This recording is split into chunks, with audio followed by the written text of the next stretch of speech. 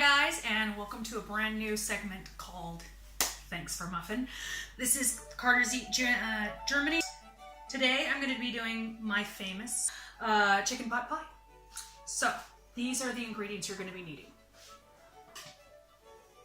Chicken stock, milk, cream, a little bit of oil. It really does not matter what kind of oil that you use. I have sunflower oil because there's a lot of it here. 900 grams or approximately 2 pounds of chicken thigh meat, skin and bones removed. Thigh meat is really crucial with this recipe. If you use breast, it is not going to come out the same way. It will be chewy and stringy and not very good. Anywho, so these are my spices that I'm going to be using. They're really not really spices, they are herbs and flavorings. So we have half a teaspoon of salt, half a teaspoon of ground sage, 1/2 teaspoon of thyme, 1/2 teaspoon of granulated garlic, no salt in there because we already have the salt right here, and then we have a 1/2 teaspoon of ground white pepper. Over here we have about 2/3 of a cup of corn kernels, 2/3 of a cup of frozen green peas. I like to use frozen because, I mean, unless you've got a farmer's market that sells them in the pods, where are you going to find them fresh? I've never found them fresh outside of that arena. We have a full cup of diced carrots, and then a full 1.5 cups of, this is chopped leek. A lot of people will use onion in their recipes like this. I like leek. It has a much softer, cleaner flavor, and it does make you cry when you chop it, so that's always good. Then we also have the pièce de résistance.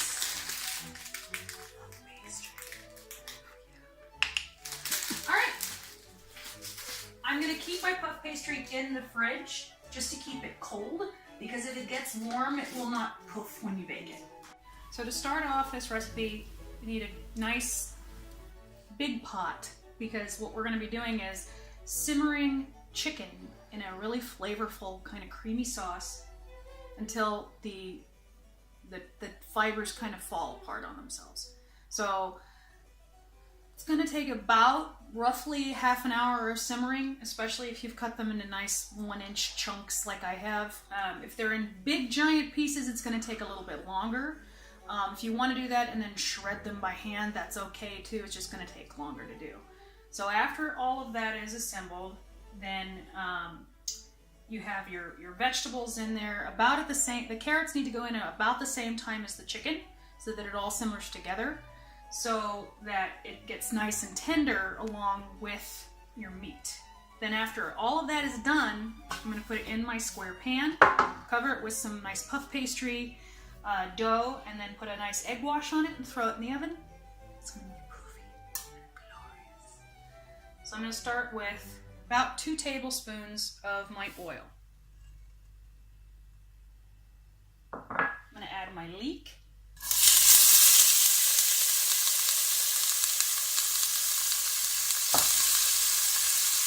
And I think now just a smidge.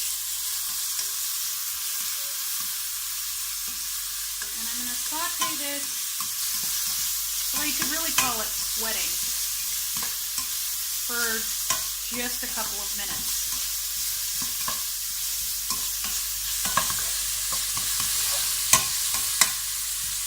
Just so that it gets kind of soft. See how the green of the actual green part of the leek, I don't use a whole bunch of that, but I like the flavor that it gives, and I like the color that it gives, especially when it's against a white sauce.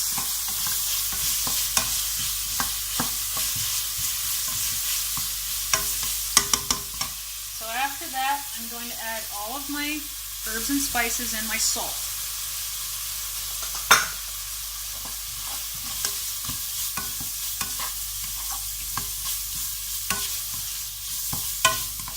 There is one ingredient I forgot to tell you guys about. Flour.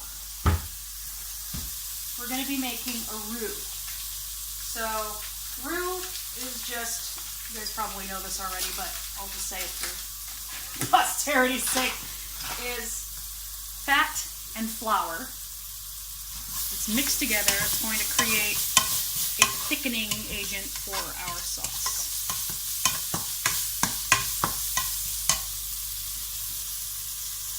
Carrots go in. And this is all-purpose flour.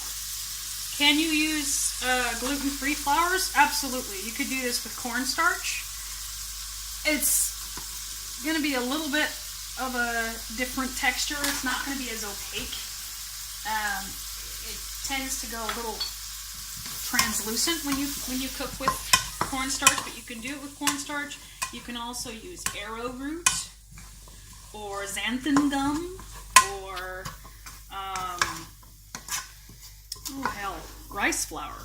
As long as it's got a gelatinization of starches that's going on when you're cooking it, it's gonna be fine. So from this point, you can either add your liquids first, and then once your sauce is made, then add your chicken and simmer it all together. I kind of like to add the chicken first,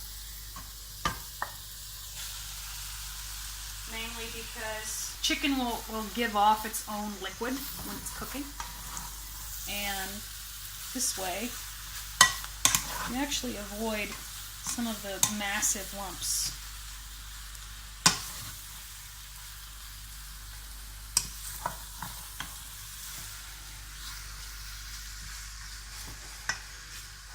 Okay. And I just wanted to kind of toss it around with the vegetables first. Not because I want it to be completely cooked all the way through before I add anything else, but it's just, it again kind of gets everything kind of melded together a little bit better.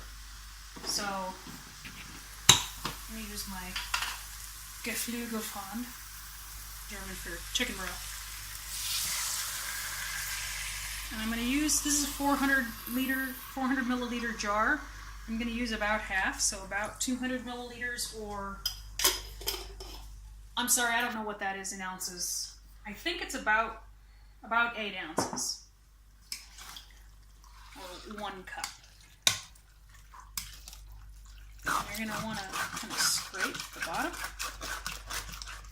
to get all of the good stuff from the sauteing vegetables off the bottom.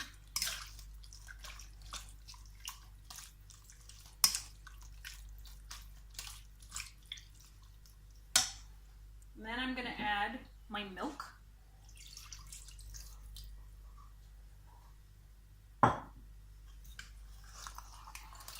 The peas do not go in until the very end. So you're about to put it in the pan, then you put in your peas. Because if you let the peas simmer along the same lines as the chicken and the carrots, then you're going to have those lovely army green, this close to a fart smelling peas in your delicious white sauce. It's really not going to be good. So while that is simmering, bring that up to a simmer. I'm also not going to put the cream in right away, because sometimes you kind of need to balance the sauce out a little bit with maybe some extra water or a little bit extra chicken stock or something like that.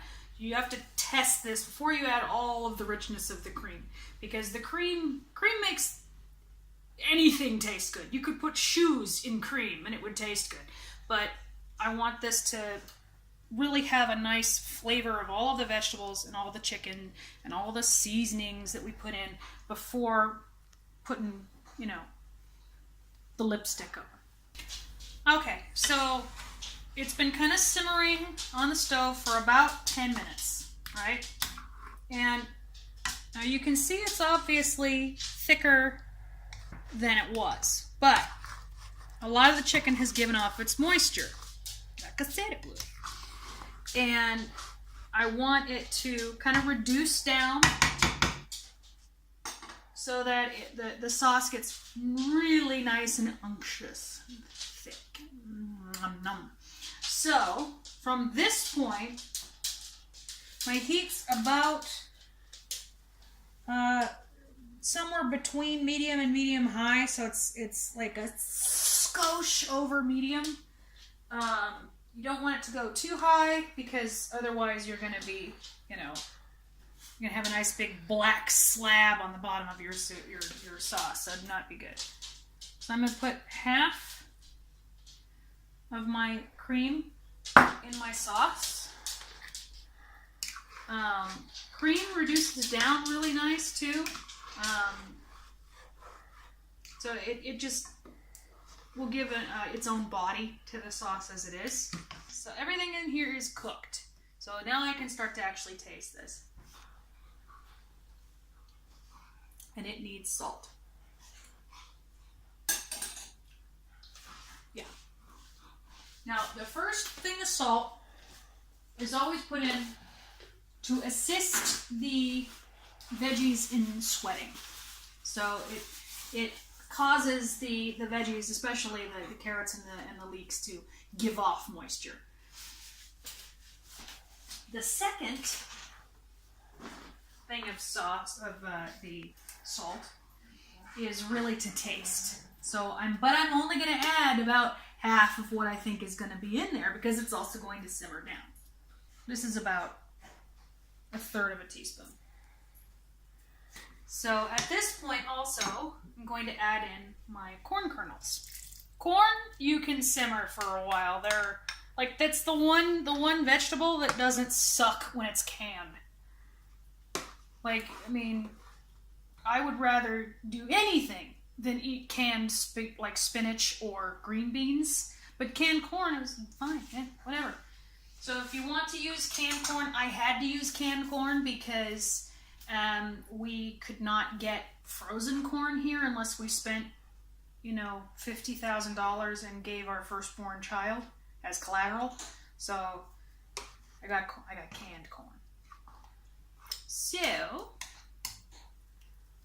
I'm gonna let this simmer a little bit longer, and then when you come back, you're gonna see how much thicker and creamier it got. And then I'm probably going to add the rest of my cream because there's not enough calories in this already. Now, if you look at the sauce, how thick and glorious it is. Delicious. Now, when I was cooking this, I realized I had accidentally made the double batch.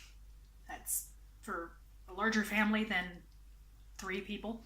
So I'm going to pull out, after I put my peas in here, I pulled out my big old pan. So this is about a 13-inch pan, about thereabouts.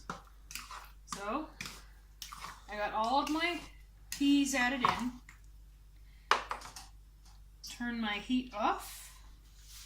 And then I'm going to set my heat on the oven to 200 degrees or thereabouts. 190 is 375, so probably around 400 degrees, somewhere around there. You want your puff pastry to really go poof, and it does that under high heat. So here's my filling. I also, while you guys weren't looking, tasted this for salt and pepper and seasoned to taste. Nancy, can you go grab me an egg, please? So I've got my egg. Just gonna kind of beat it up with the brush because I don't want to dirty a fork. I'm gonna take my puff pastry sheet.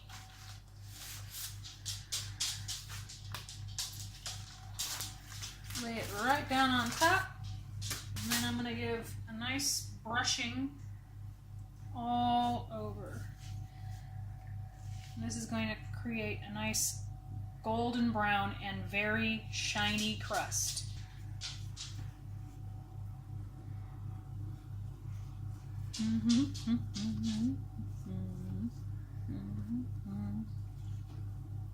Okay. All right. Go.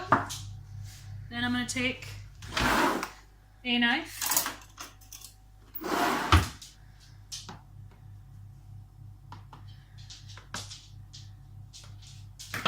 you go. And slide it right on in to the middle rack of a 200 degrees centigrade oven, or about 400 degrees Fahrenheit. So after we put the whole shebang in the oven, we're going to let it bake for approximately 25 minutes, or until the crust is golden brown and delicious and does not yield when you tap on it. So if it moves at all, it's not done yet. But if you tap on it, it goes thunk, thunk, thunk, thunk, and it just sits there, it's done.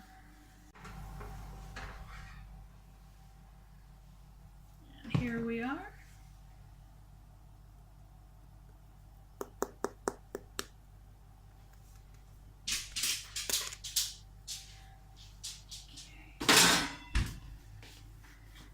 And now, to demonstrate, now listen.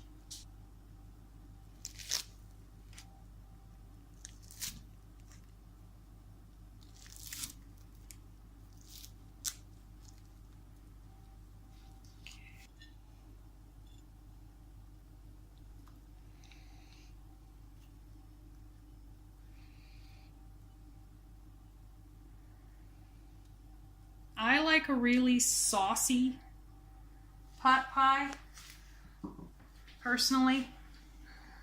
It's kind of like, what's the point of having a pot pie if there's not enough sauce?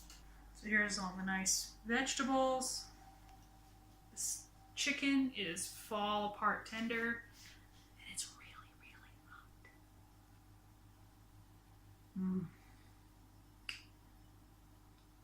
But yeah, I need to be alone. The carrots are just super, super tender. The sauce is super rich and creamy. There's a reason that this is my family's favorite meal. Comfort food to the max. Well, thank you for joining us on Thanks for Muffin. Bye.